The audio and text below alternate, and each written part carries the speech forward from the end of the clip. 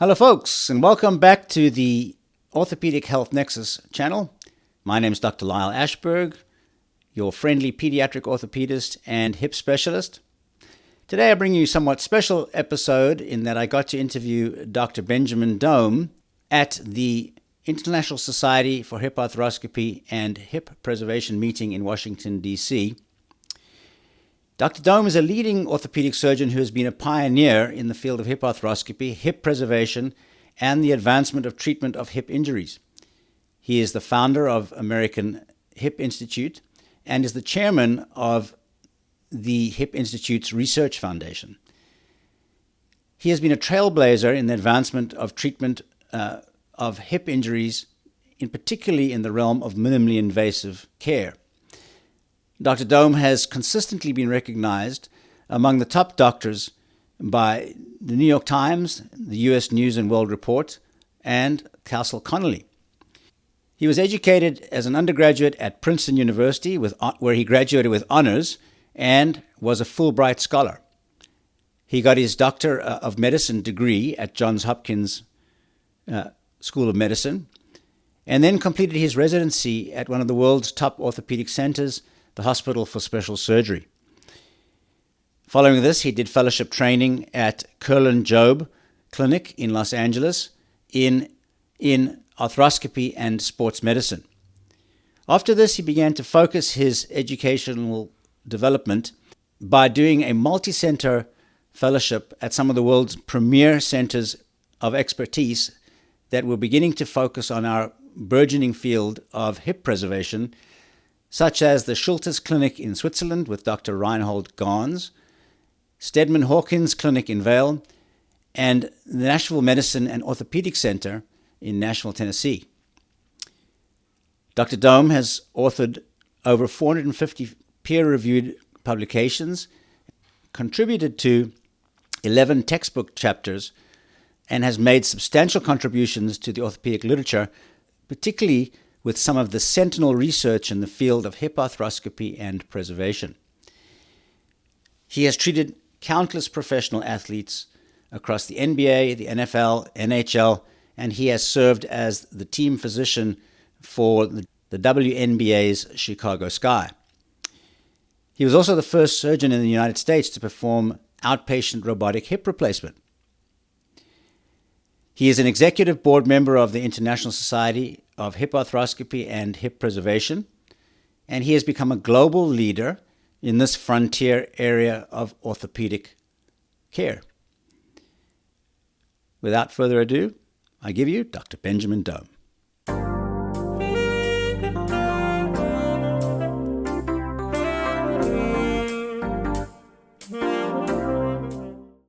So, Ben, thank you very much for taking your time to do this with me. I really, really appreciate it. Sure. So tell us a little bit about our audience, about you, and what I'm probably calling AHI2, because you kind of started AHI1 when you were with Hinsdale. Sure. So tell us a little bit about that journey. So I was first introduced to the field of hip preservation when I was in residency, and at the time, everyone who was interested in sports medicine wanted to do shoulder and knee arthroscopy. And I started to wonder where there were unsolved problems because a lot of bright minds had dedicated a lot of energy to shoulder and knee arthroscopy already. And I noticed that everyone was running away from the hip. No fellow or resident wanted to go anywhere close to a hip arthroscopy. And I thought, if no one else wants to do it, maybe I can do it, and maybe there's some space for a contribution.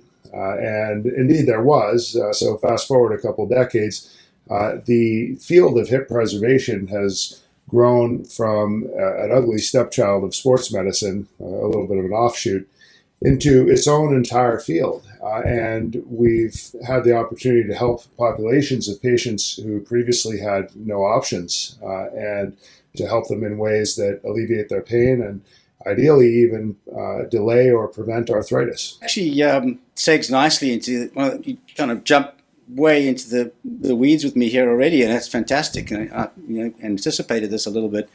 So, we call this hip preservation oftentimes. We're actually at the meeting, International Society of Hip Arthroscopy and Preservation. Do you really think that there is such a thing as hip preservation? Do you think that's what we're actually doing? And I'll note also in your mission statement is, to cure arthritis. So what are your thoughts on that? Well, I think if I were to define my specialty to a layperson, I wouldn't call it hip preservation. I would call it treatment of the hip. And my job, our jobs, is to alleviate pain. We are effectively pain doctors. The reason that patients come to us is because they are in pain 99 of 100 times. And so my greater mission, and maybe our greater mission as a field, is to cure joint pain. And whether that's arthritic joint pain or pre-arthritic joint pain, it's to cure joint pain. So if we think of this on a larger level, something like 60 million Americans suffer from arthritis or joint pain at any given time. I think 500,000 children suffer from arthritis or joint pain. So there's a huge problem. That pain is the biggest source of disability in the country. It's the biggest source of opioid prescriptions and hence the opioid addictions. It's one of the biggest sources of depression in the country. Obviously, there's a mental health crisis currently in this country. And at the root of all of these things is at least a component of joint pain. So, we don't typically think of ourselves as life and death doctors. We think of life and death as cancer or heart disease or things like that.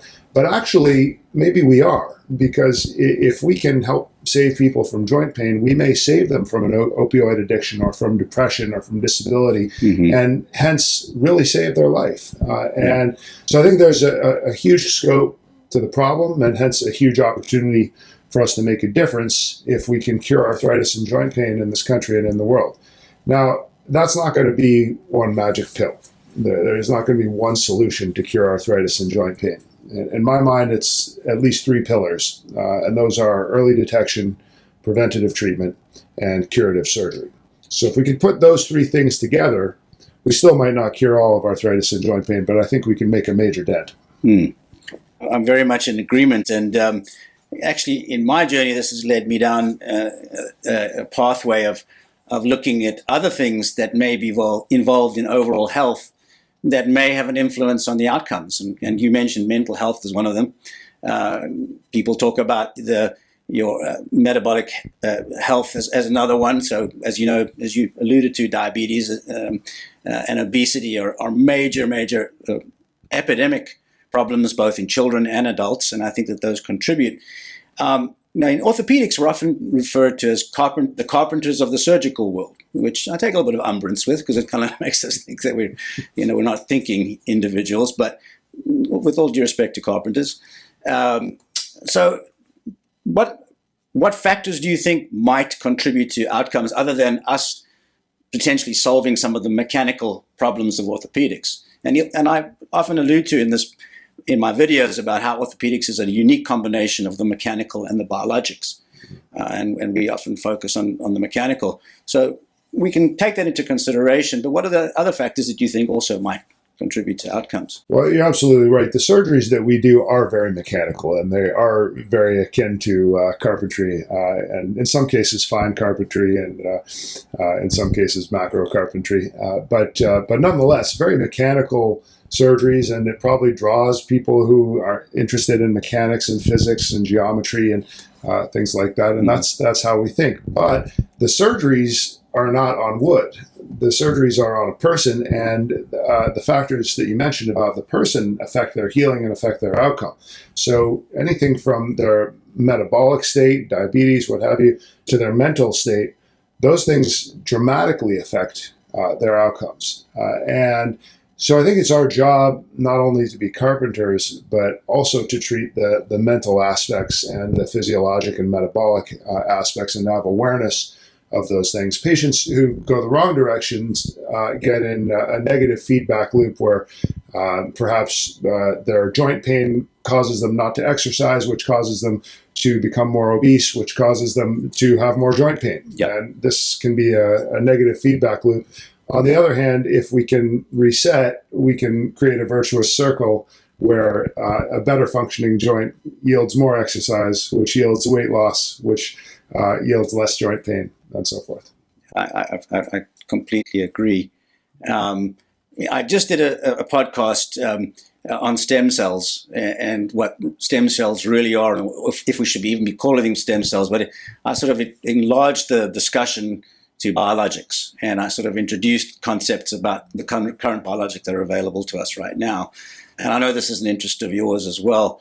What are your thoughts on the future of biologics? And we can touch even more broadly beyond the biologics. We can talk about cutting edge stuff in hip arthroscopy or hip preservation, if you will, as well as so start wherever you like on that one. Well, humanity's been dreaming about the fountain of youth since the times of King Arthur and probably before that. So this is a dream that continues and a fascination that I think we all have. If we can rejuvenate our whole body, that would be great. If we can even rejuvenate parts of our body, that would be wonderful. And we've seen the emergence of this field of biologics, which includes stem cells, platelet-rich plasma, amniotic fluid, things of these natures. And these things have had a beneficial effect on certain conditions in the context of early arthritis or tendinopathies or partial thickness tears. Things like PRP have made a substantive difference for a lot of patients. Now, we have a pretty good understanding of how we think they work from animal models, but undoubtedly we don't understand the complete picture. So we so far content ourselves to know that a patient with a gluteal tendinopathy gets better with PRP and we're happy, or with early arthritis gets better with PRP and we're happy. But clearly there's a lot of room for continued innovation and development of our understanding toward this fountain of youth on a local level or a whole body level. Yeah, I agree. Let's get to what we do, surgery. So where do you think the cutting edge is there? What are the unanswered questions in your mind that you're hoping to solve in your grand scheme? Well, the best questions are the ones we haven't thought of yet, and clearly there are lots of unanswered questions. I'm a bit of a student of medical history, partly because it causes me to have humility about what we think we know now. And if we look at any point in time in medical history, from the Greeks on, there at the time the medical establishment thought they had it all figured out. There was a time when they were absolutely sure that all medical problems were due to the four humors. And at every point in time when they thought they had it all figured out, they were wrong. And 20 years later or 50 years later, half of what they thought they knew was incorrect. So there is no reason that we are the exception today. And I think if we think of it in that context, we can say with some confidence that 50 years from now, we'll look back on what we were doing today and think it was awfully silly, or at least half of it was, and things have improved a lot. So there's a lot of opportunity to improve. Hip replacement has probably been one of the greatest innovations in medical history. Certainly in the 20th century was declared the operation of the century. So it set a very high standard for us surgically. In the last 20 years or so, the field of hip preservation, and I'll say that term tentatively, has yielded arthroscopic techniques and other techniques to repair rather than replace the hip joint. And big questions going forward that I do know of are what are the roles for hip preservation versus replacement? How can we make hip arthroscopy easier and more accessible? Today, it's a very technically difficult procedure to do well, and that limits the access of patients to very well performed arthroscopy. If we can make the procedures themselves easier and more reproducible, then more surgeons could do them well, which would mean more access to great surgery for more patients. So those are some projects. On those lines, I'm thinking about how hip replacement has obviously is probably one of the best operations of all times, most functionally rewarding operations. And now some of the innovations have to do with planning, navigation, robotics. And clearly what we're able to do is we're able to get much more accurate surgeries, which may or may not have resulted in better long-term outcomes yet. We're still testing that hypothesis, but presumably it does. And I think maybe for hip arthroscopy, with the help of AI, not only as a predictive measure, but also as a way of improving the surgeon's skills, that may increase access and may improve our outcomes. Absolutely. I'm a little bit of a technology geek, so I've always been attracted to robots. One of my original attractions led me to be on the design team for one of the first robotic systems used for hip replacements. I had hoped and still hope to use that robotic system or a similar one for hip preservation surgeries, things like femoroplasties, where we're reshaping femoroacetabular impingement. We could be so much more accurate and reproducible, and again, improve access to more surgeons and hence more patients if we could harness some of those technologies. Of course, we have to get the companies that own the technologies interested in using their technologies for those purposes, but there's a lot of opportunity there. I agree with that too.